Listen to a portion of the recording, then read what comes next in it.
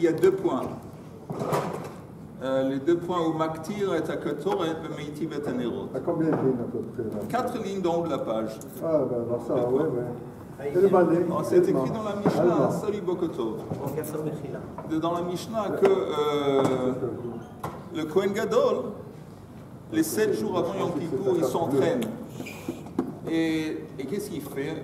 Entre autres, il brûle l'encens, Maktir et Ketoret, et il allume les bougies, Meitiv et Nerot. Alma, la Gemara dit, Alma on voit, Ketoret Bereisha.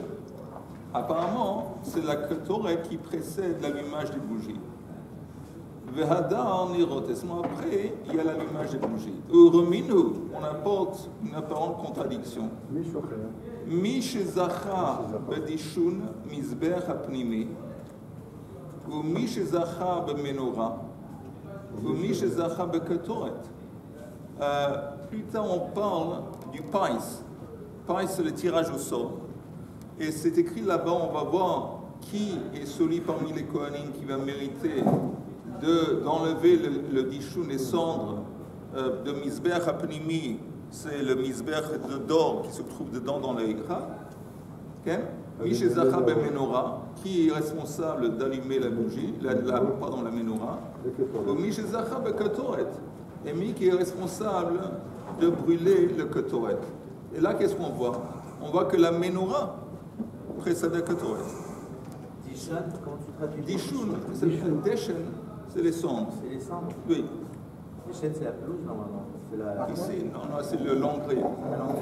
Ici, c'est les cendres. Alors ça, c'est la question que demande la Gemara. Je répète, on est à la page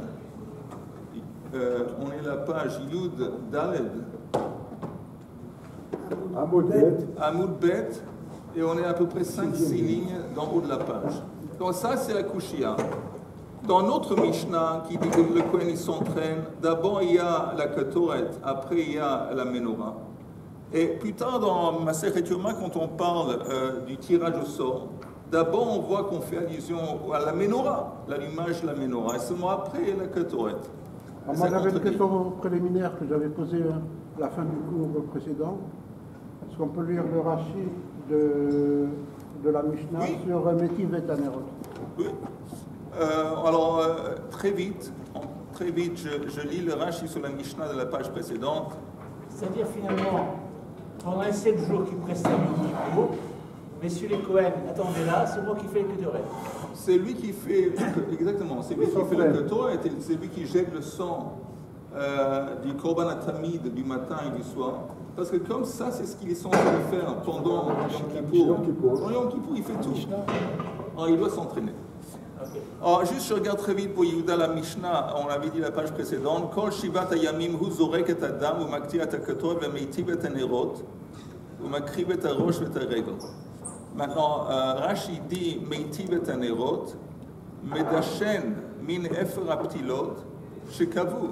Ça veut dire qu'il enlève, il jette les mèches qui se sont brûlées. Et kol sheken. Kol yom bayom meitivan baboka. Et ainsi, il fait chaque matin. Chaque matin, le premier stade d'Avoda en ce qui concerne la menorah, c'est de vider les cendres, les mèches, les vieilles mèches, les restes des huiles. Shneimar baboka baboka beheitivo et anerot. Ok? Kol yom maktirin ketoret beichal, pras b'shachrit, le pras bein arbaim. Et chaque matin, il y avait la ketoret qui était offerte. Une quantité le matin, une quantité qui était brûlée, une quantité le matin, une quantité le soir. Quoi? Pras, c'est une mesure.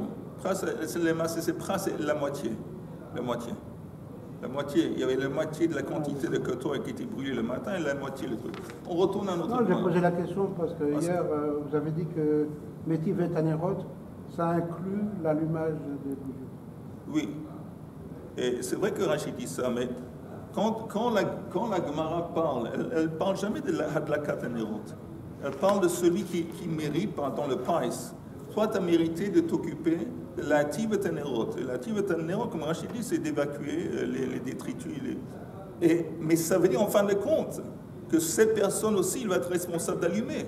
Donc la question se pose. L'allumer, apparemment, c'est la chose principale. Pourquoi on ne dit pas allumer? Pourquoi cette mitzvah importante de la menorah, on dit que bon, tu as mérité de vider les détritus de jeûne. J'ai parlé de ça hier. On continue donc dans la Gemara. Ouais. À cette contradiction qu'on a vue, qu'est-ce qui précède quoi? Est-ce que c'est l'allumage de la menorah ou est-ce que c'est la katoret? Alors la Gemara dit Amar Rab Huna Man Tana Tamid Rabbi Shimon Ish HaMitzpahu.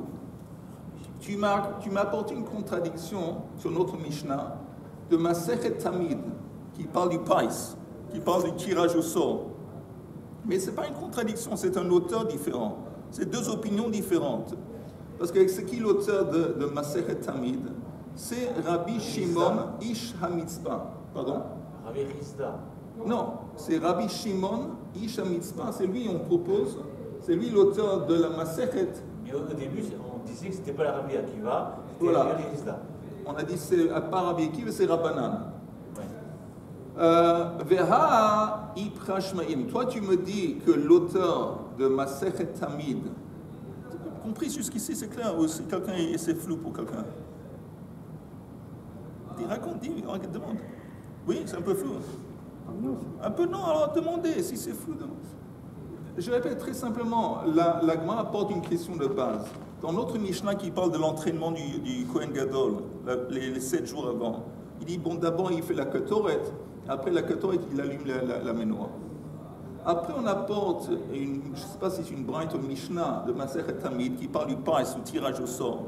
Et d'abord, on voit dans la liste celui qui va allumer les bougies, et après celui qui va allumer la ketoret. Donc, c'est inversé. On demande pourquoi. On dit que ce n'est pas une contradiction parce que l'auteur de Masechet Tamid, dont est venue cette Mishnah, c'est quelqu'un d'autre que l'auteur de Masechet Yoma.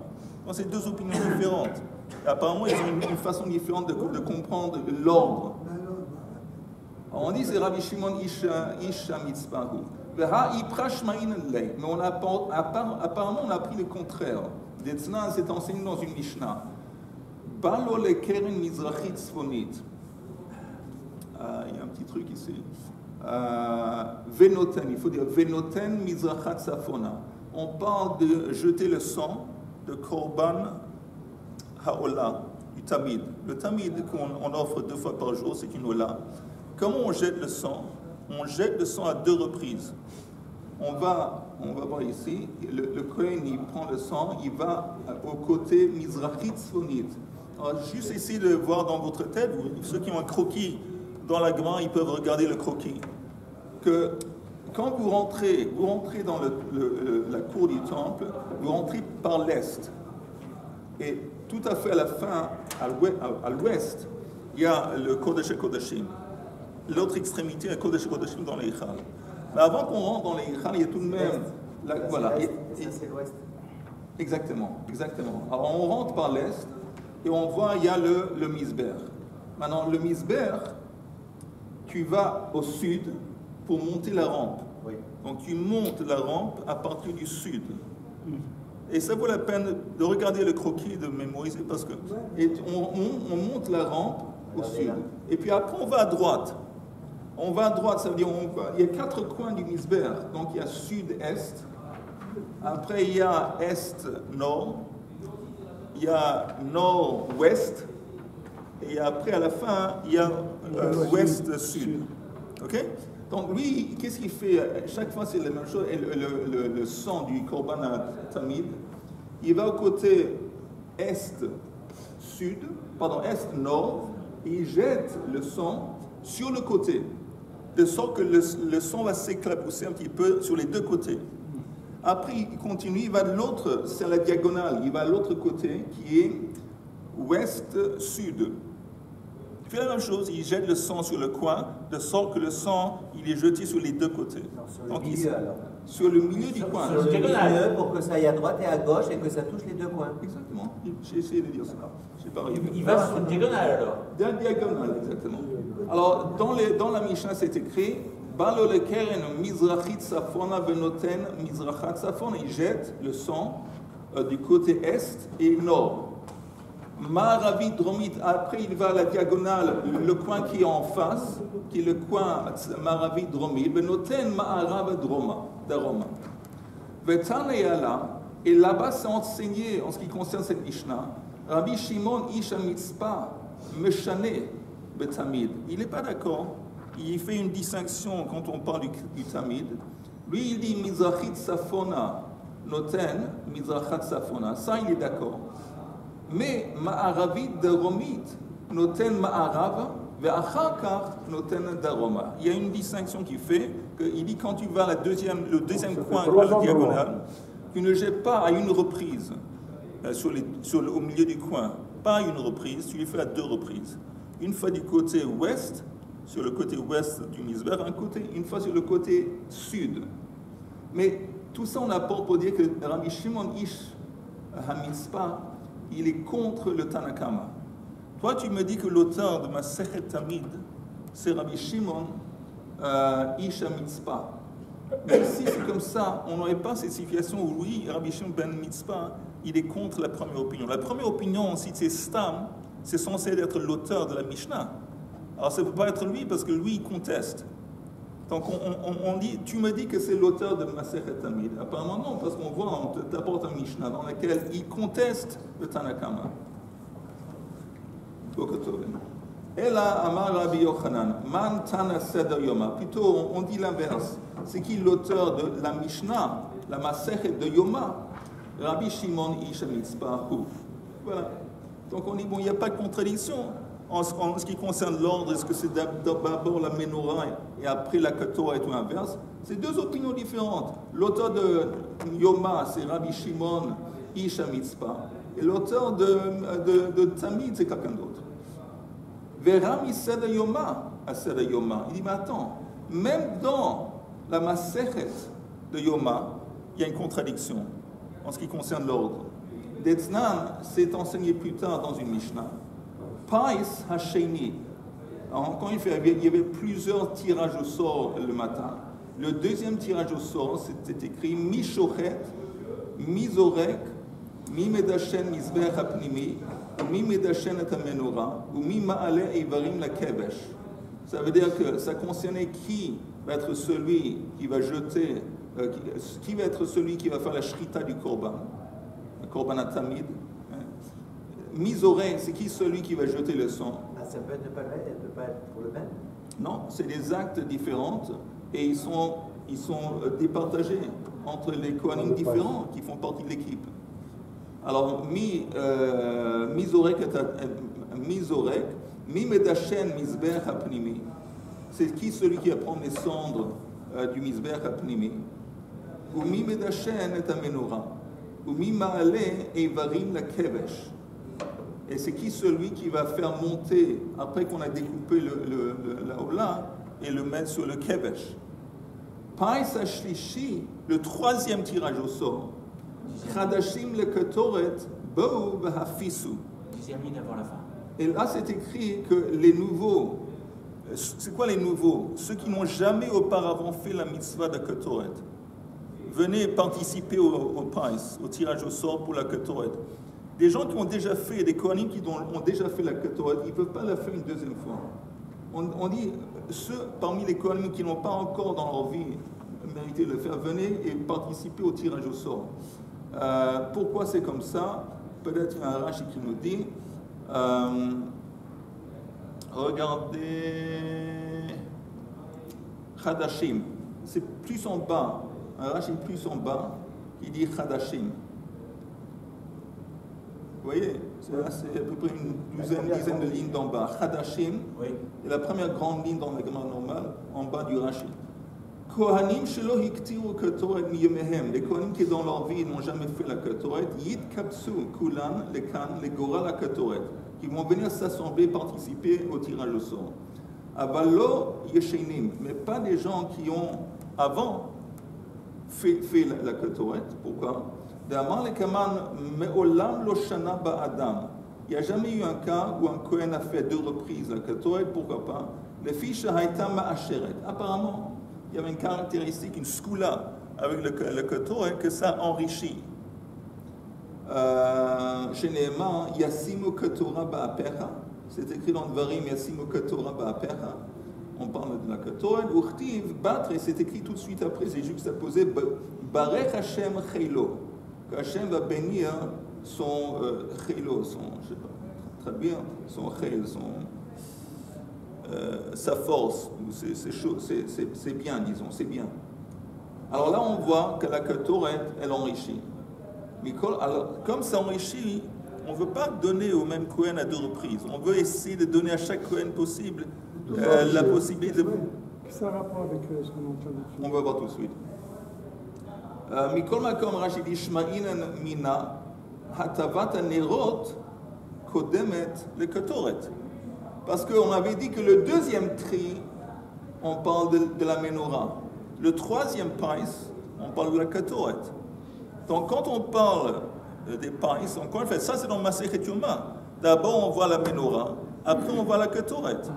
Et ici dans notre Mishnah, qui parle du Kohen Gadol qui s'entraîne, d'abord on parle du fait qu'il fait la Ketoret, après la menorah. Donc il dit laisse tomber Masechet Tamid, maintenant Masechet Yoma. Il y a une contradiction en ce qui concerne l'ordre. On va voir. Alors la Gemara dit Amar Abaya lo kashya, il n'y a pas de contradiction, il n'y a pas de problème. Kan behatavat shtei nerot, kan behatavat chamesh nerot. Vous savez que la menorah consiste de 7 bougies. Et on n'allumait pas les 7 bougies d'un coup. On allumait d'abord 5 bougies. Après, il y avait un F-sec. On faisait quelque chose d'autre. Une marloquette. Est-ce qu'on jetait le sang du korban tamid ou est-ce qu'on brûlait le ketoret? Et après, on complétait, on faisait les 2 dernières bougies. Pourquoi c'est comme ça? Parce que c'est écrit dans la Torah Baboka, Baboka, Veitivot Anerot. Pourquoi la Torah dit quand elle parle Baboka, Baboka? Parce qu'apparemment, à 2 reprises, on allume les bougies. C'est comme ça, on peut essayer de... Quand on dit Baboka, ça veut dire très tôt le matin. Ouais, tu as raison, il y a aussi cette explication, Baboka, plus tôt que le normal, plus tôt. Mais ici, il y a une autre explication, une autre dracha de Baboka, qui a 2 étapes, 2 boka dans lesquelles on allume les bougies. Donc, il y a une première étape de 5 bougies, deuxième étape de 2. Après, il n'y a pas de problème, parce que dans notre Mishnah, vous entendez, qui dit d'abord, le Kohen Gadol, il faisait la Ketoret. Il dit qu'on parle de la Ketoret qui va précéder les 2 dernières bougies. Donc il dit d'abord Ketoret, après les bougies.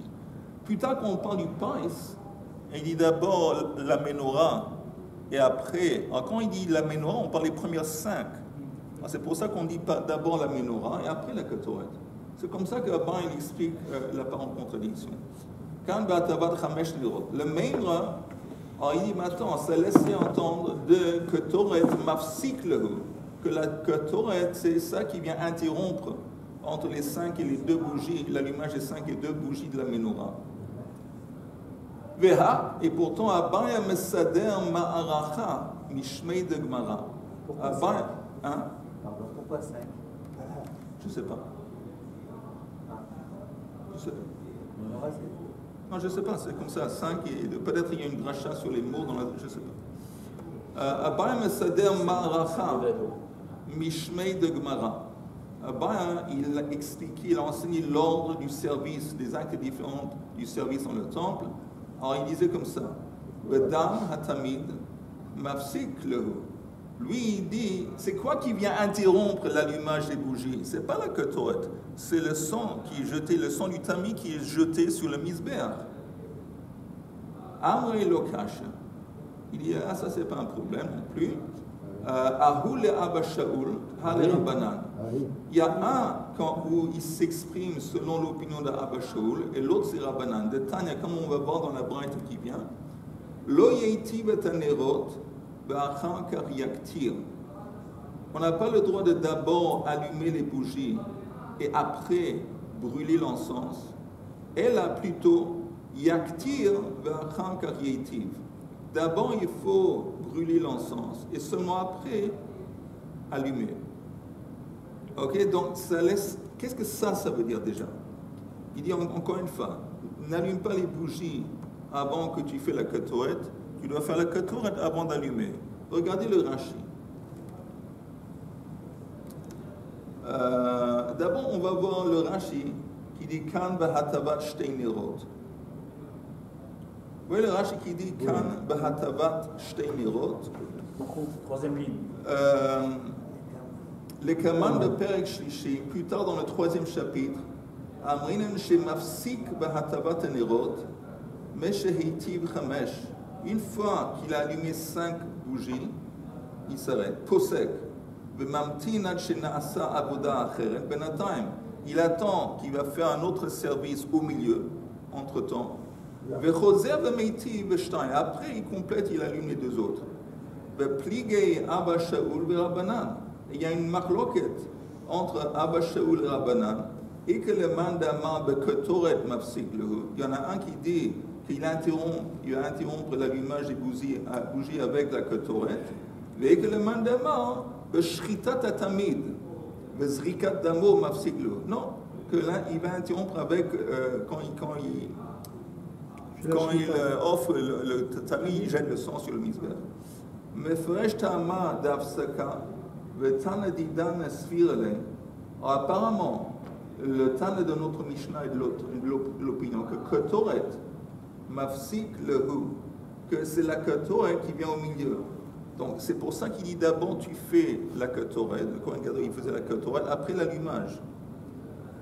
Hada Katane, et Rashi maintenant assez important, Rashi qui précise, et ça que c'est écrit que Ketoret bereisha ba'atavat shtein, pardon, je répète. Tanadidana Svirale, l'auteur de notre Mishnah, il est de l'opinion de Ketoret mafsik lehu, que c'est la Ketoret qui va interrompre l'allumage. Hilka, hadekatane Ketoret bereisha ba'atavat shtein nerot ke'amar. Donc quand il dit, d'abord tu fais la Ketoret, c'est avant l'allumage des 2 dernières bougies. Et ça que c'est écrit, on parle du tirage au sort. D'abord tu fais la menorah, après la ketoret, Batavat chamesh rishonot ke'amar. Ok? Maintenant encore un Rashi, je saute sur une ligne. Ça va, il y avait toujours la Katneros, c'était toujours avant. Non. Marloquette. C'est une marloquette qu'on va voir tout de suite. Mais il y avait toujours une interruption entre 5 et 2 avec les bougies. Alors une marloquette, qu'est-ce qui venait interrompre? Est-ce que c'était Zrikat Adam de Korban Tamid ou est-ce que c'était la Ketoret? Non, dans la Katneros, il y a 5 et 2. Voilà. Non, ces 5, c'était toujours avant les Ketoret et avant les Zrikat Adam ou non? Toujours. Toujours, c'est ça. Oui. Donc ça, la Katneros est toujours avant. Oui. Alors la marloquette, c'est entre qu'est-ce les qui deux. vient au milieu? Donc il y en a un qui dit que c'est... un qui dit que Zrikat Adam il vient au milieu et l'autre qui dit que la Ketoret. Il y a une signification. Dedans. C'est sûr. C'est sûr. C'est sûr. Mais j'aimerais bien... on va essayer de chercher, de comprendre. Il y a un ailleurs. Peut-être. Ou dans la Kabbale, je ne sais pas. Mais regardez encore un Rashi. Regardez le Rashi, les 3 lignes avant la fin. Lo yeitiv shivatan v'achar kach yaktir. Il n'a pas le droit d'abord d'allumer et après de faire la ketoret. Et alors Rashi explique, ça veut dire quoi? Tu n'as pas le droit d'abord d'allumer les bougies et après de faire la ketoret. Ça laisse entendre que d'abord tu fais la ketoret avant d'allumer. Rashi. Et la yaktir be'emsa. Rashi dit, c'est quoi d'abord faire la ketoret? Pas d'abord avant que tu commences à allumer les bougies. Avant les 2 dernières bougies. Rashi dit. Et la yaktir be'emsa. ואחר כך יגמור הטבת 2. והלכה למימר, רש"י dit, tu ne peux pas dire que yaktir techila, ואחר כך יתחיל להיטיב. Tu ne peux pas dire que d'abord tu fais la ketoret avant que tu fais l'allumage. Ça que tu ne peux pas dire. Ka'amri Rabbanan, da kaimelan, on sait de Bai Hafsaka, on a une tradition que l'allumage des bougies doit être interrompu. Et on sait que tous les actes de l'avoda, ils se suivent dans un ordre particulier. Et c'est basé sur l'ordre des versets dans la Torah. לקמן במילתא דאביי. ואי אפשר להקטיר עד לאחר זריקת דם התמיד. Et on sait que selon l'ordre des versets, que la ketoret doit se dérouler après qu'on jette le sang. Ça on sait, dans l'ordre, que d'abord on jette le sang, après il y a la ketoret. Ve'i amra ketoret kodem. C'est en troisième position. Alors il dit, attends, il dit, Ve'i amra, si tu dis de ketoret kodemet, le hatavat hanerot, si tu me dis que d'abord on fait la ketoret, avant qu'on entame l'allumage des 5 bougies, alors si c'est comme ça, ein lecha od avoda lafsikan ba. Tu vas pas avoir la possibilité d'une autre avoda qui vient interrompre. Les seuls candidats qu'on a pour interrompre les bougies, c'est ou la ketoret ou jeter le sang. Un autre truc qu'on sait, que la ketoret c'est toujours après qu'on jette le sang. Alors si tu me dis que la ketoret c'est avant qu'on entame l'allumage des bougies, ça laisse entendre que même avant la ketoret, tu as jeté le sang. Alors j'ai dit, si c'est comme ça, on ne va pas avoir quelque chose qui va pouvoir interrompre l'allumage des bougies. Donc il dit, quand c'est écrit ici, que, dans les mots de la Gemara, Lo yeitiv et hanerot v'achankar yaktir, tu ne peux pas d'abord allumer et après faire l'encens. Plutôt, d'abord tu fais la ketoret, après tu allumes. J'ai dit, quand c'est écrit d'abord tu fais la ketoret, ne pense pas que c'est avant que tu entames. C'est avant tu fais la ketoret, avant que tu complètes l'allumage des 2 bougies. C'est ça avant. Parce que c'est impossible de dire que c'est avant que tu entames l'allumage des bougies. Parce que si c'est comme ça, il n'y a pas une possibilité de faire zrikat adam au milieu, parce qu'on sait que la ketoret est toujours après le dam. Et quand est-ce qu'ils allument Les premières 5. Alors, d'abord, il y avait la shrita. D'abord, il y avait la shrita. Il y a une marloquette. On voit exactement qu'il y a une personne qui dit que d'abord, il faisait zrikat adam. Zrikat adam. Hein? C'est ailleurs, shrita. Oui, ça se fait ailleurs. Ça se fait ailleurs. D'abord, dans le temple, mais ça se fait ailleurs dans le temple. D'abord, il faisait la shrita, il faisait zrikat adam.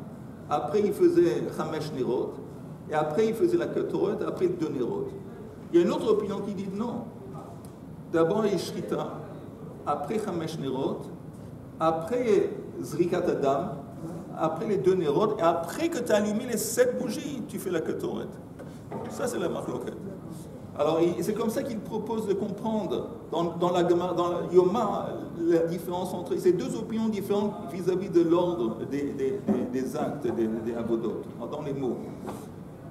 De Tanya, lo yeitiv, encore une fois, lo kasha, ahil le Abba Shaul. Vous voyez dans la Gemara, à peu près 1, 2, 3, 4, 5, 6 lignes d'en haut de la page. Ahi le Abba Shaul had le Rabbanan. De Tanya, c'est enseigné dans une braïta. Lo yeitiv et hanerot v'achankar yaktir. Tu ne peux pas d'abord allumer les bougies et après faire la ketoret. Plutôt, ela yaktir v'achankar yeitiv. Donc, pour lui, la ketoret, c'est avant. C'est selon Rabbanan, c'est avant les 2 dernières bougies. C'est ça qui vient interrompre. Abba Shaul omer meitiv, tu fais l'allumage de toutes les bougies. Et seulement après que tu as fait les 7, tu fais la ketoret. Donc pour Abba Shaul, qu'est-ce qu'il y a la chose qui vient interrompre? C'est zrikat adam. Maïta amad Abba Shaul. Quel est le raisonnement d'Abba Shaul? L'Echtiv, c'est écrit Baboka, Behitivo et Hanerot. C'est comme ça que c'est écrit dans le verset. Chaque matin, quand il allume les bougies, Vehadar, et seulement après, c'est écrit dans le verset Yaktirena. Oui, c'est écrit dans le verset. Je vous lis le verset en entier, le verset de la Torah en entier. Chaim, tiens.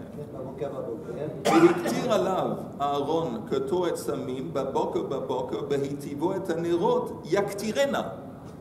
Donc, yaktirena, c'est fait allusion à l'haktir ta ketoret. Et c'est seulement après qu'on parle des bougies. C'est Abba Shaul, il dit, tu vois bien que la ketoret, brûler la ketoret, c'est seulement après que tu as fait toutes les 7 bougies. C'est ça, sur ça, il se base. Pourquoi les 7? Il y a 7 bougies dans la Oui, menorah. oui, mais pourquoi il a mis toute la menorah? On a dit juste avant qu'il y avait Il y a une interruption. Une interruption. Oui.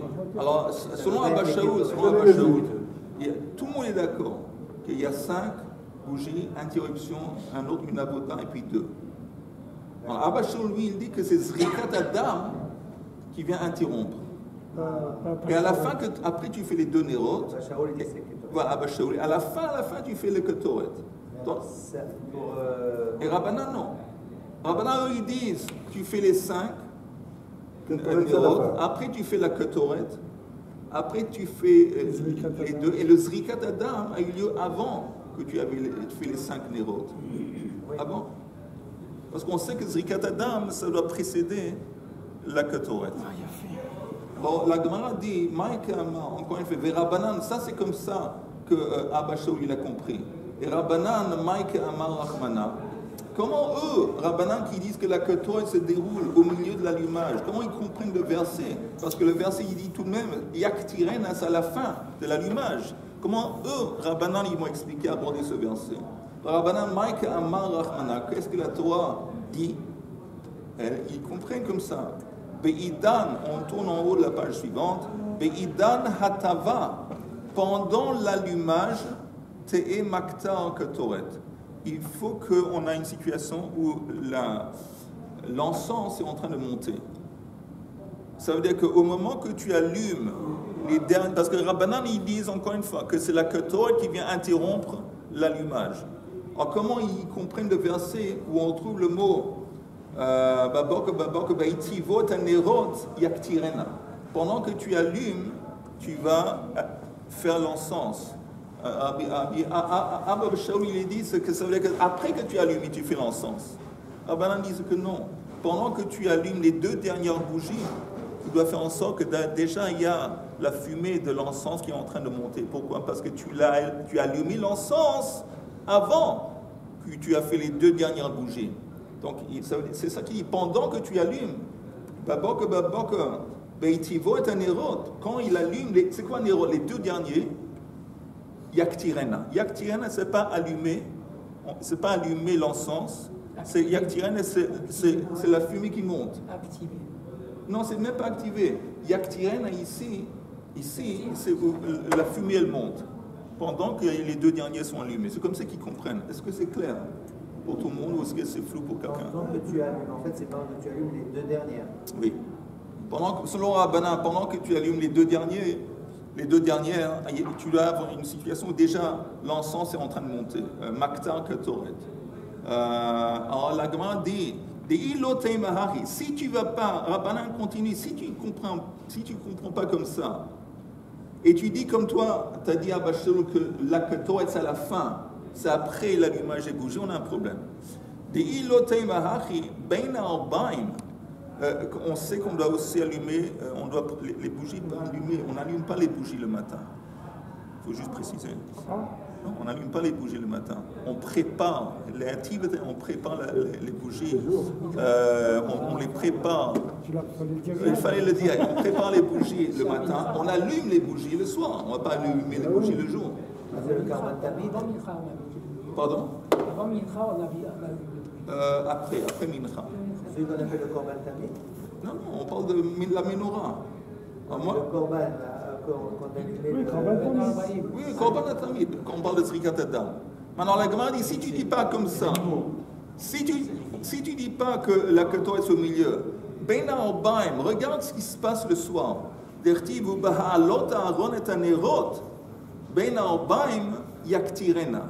Quand, pendant que Aaron va, et ici on voit le mot Nerot, quand il va allumer les bougies, Ben Arbaim Yaktirena. Et on retrouve le mot Yaktirena qui vient à la fin. Alors, si tu me dis, Abba Shaul, que aussi ici ça veut dire qu'après qu'il a allumé les bougies, il fait la Ketoret, on a un problème. Harinami, ici aussi, on va dire, de Bereisha Madlik Nerot, Vehadar Maktir Ketoret, qu'au début, comme tu as dit, on fait l'allumage des bougies, seulement après la Ketoret, chez Ben Arbaim, Veritema Harinami. Et il dit, oui, en effet, c'est comme ça. Veha Tanya, et pourtant on a une braïta qui dit la chose suivante.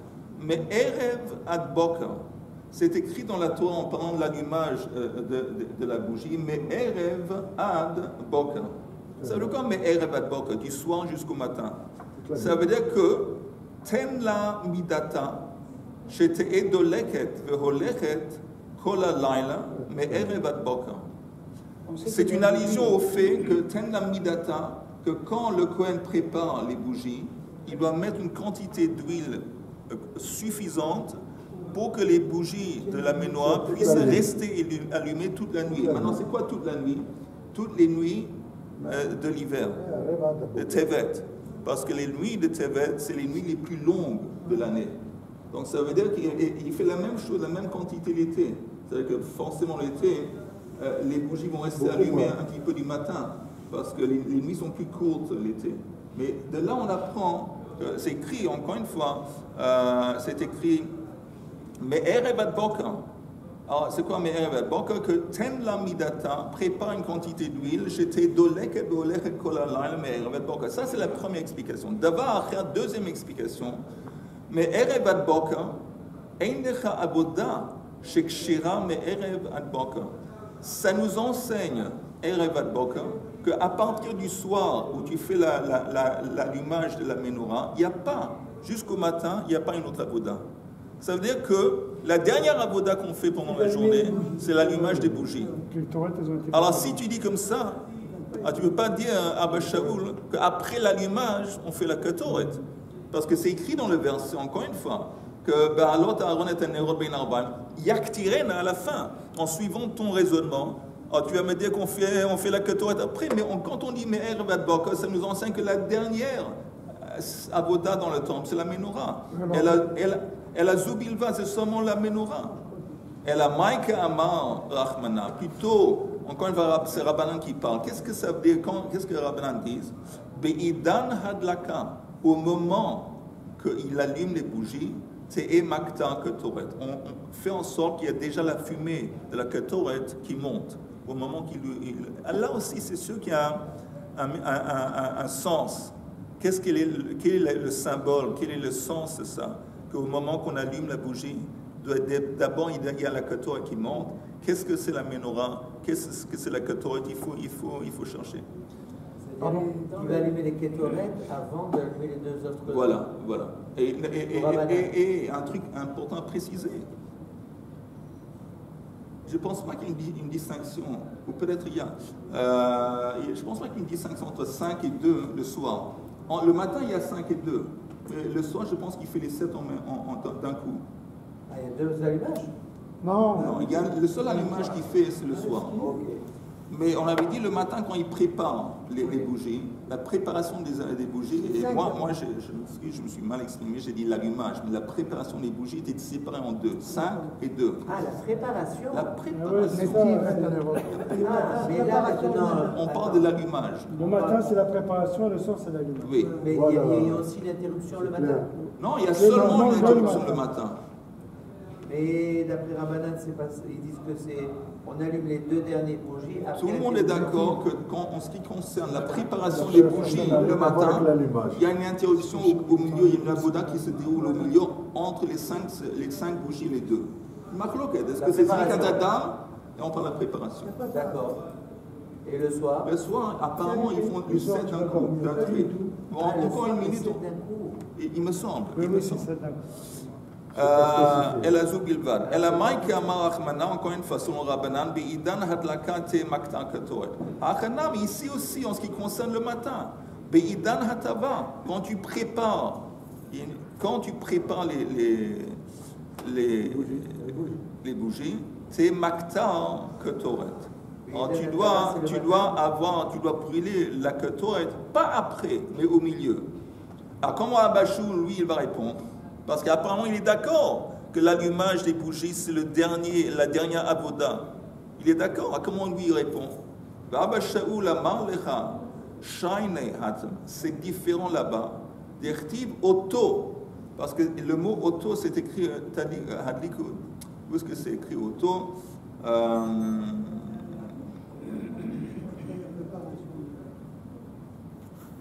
Voilà. באוהל מועד מחוץ לפרוכת אשר על העידוד יערוך אותו אהרון ובניו מערב עד בוקר, לפני אדוני חוקת עולם לדורותם מאת בני ישראל. Mais Erev ad Boker, cette idée que c'est la dernière chose qu'on fait avant le soir, c'est écrit auto. Alors, le mot auto, il vient exclure quelque chose d'autre, y compris la Ketoret. Donc Abba Shaul dit non, là je suis d'accord, parce qu'il y a le mot auto qui vient exclure la possibilité de faire une autre avoda après, à cause du mot auto. C'est uniquement, on va terminer la dernière avoda de la journée, c'est avec auto, avec la menorah. Mais le matin, il n'y a pas auto. Donc le matin c'est différent. Le matin c'est différent. C'est pour ça que moi je dis que la Ketoret du matin, elle se déroule après l'allumage des bougies. À travers la préparation du Pardon. La préparation. La préparation. Le fait d'entretenir le feu sur le Mizbeah, il y a marqué Esh Tukat Bo Kol Halayla. Donc il faut qu'il y ait quelqu'un qui entretient ce feu toute la nuit. Et c'est pas une ravada, ça? Non, et non, parce que Esh Tukat Bo, apparemment, ça fait allusion. C'est pas. L'autre Tukat Bo, l'autre. Mais l'alimentation du Mizbeah se faisait le matin.